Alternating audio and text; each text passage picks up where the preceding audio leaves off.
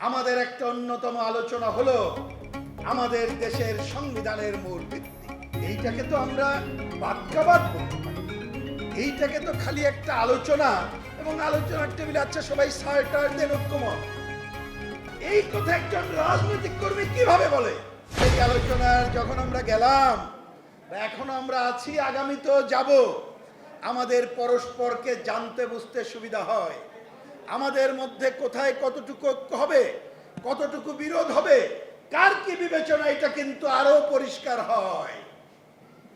আমাদের একটা অন্যতম আলোচনা হলো আমাদের দেশের সংবিধানের মূল ভিত্তি। একটু খেয়াল করেন, এইটাকে তো আমরা বাক্যবাদ বলতে পারি না। এইটাকে তো খালি একটা আলোচনা এবং আলোচনার টেবিলে আচ্ছা সবাই সার্টার দেন ঐক্যমত, এই কথা একজন রাজনৈতিক কর্মী কিভাবে বলে? আমার বোধে আসে না ভাই। কারণ আমরা বিভিন্ন রাজনৈতিক দল, আমাদের দৃষ্টিভঙ্গি আছে। আমরা জনগণের ম্যান্ডেট নিয়ে ক্ষমতায় গেলে আমারটা করব, সেটা নিয়ে আমার দ্বিমত নাই। প্রয়োজনে আপনি যেটা করবেন আমার একমত না হলে আমি বিরোধিতা করব, কিন্তু আপনি তো করবেন, কারণ আপনি পার্লামেন্টে আপনি গেছেন, জনগণের আপনার মত আছে। কিন্তু তথাকথিত ঐক্যমত্যের নামে মুক্তিযুদ্ধের মধ্য দিয়ে অর্জিত বাংলাদেশের মূল ভিত্তিকে আপনি কৌশল অন্যদিকে দিতে চান। আচ্ছা ঠিক আছে, আলোচনা আমি তুললাম না, কিন্তু আমি ধন্যবাদ জানাই এবং দেশবাসীকে বলতে চাই, যারা আমরা এই মুক্তিযুদ্ধের মূল ভিত্তি ঠিক রেখে প্রয়োজনে আরো সংশোধন করব।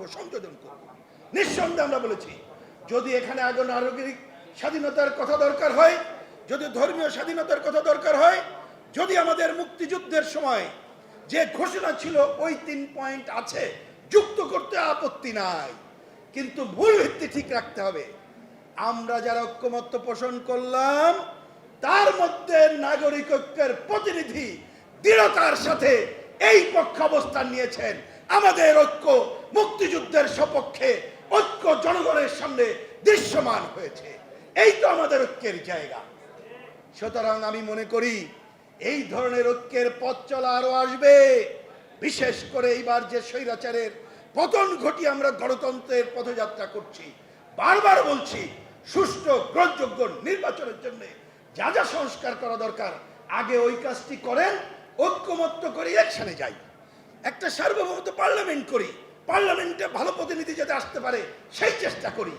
এইটা বাদ দিয়ে কালক্ষেপণ মানে হলো ওই পতিত স্বৈরাচারকে সুযোগ করে দেওয়া। কালক্ষেপণ মানে হলো সরকার লেজে গোবরে করে ফেলবে, এই অগণতান্ত্রিক শাসনে বেড়ে ওঠা অপশক্তির সুযোগ নেবে, সাম্প্রদায়িক অপশক্তির সুযোগ নেবে।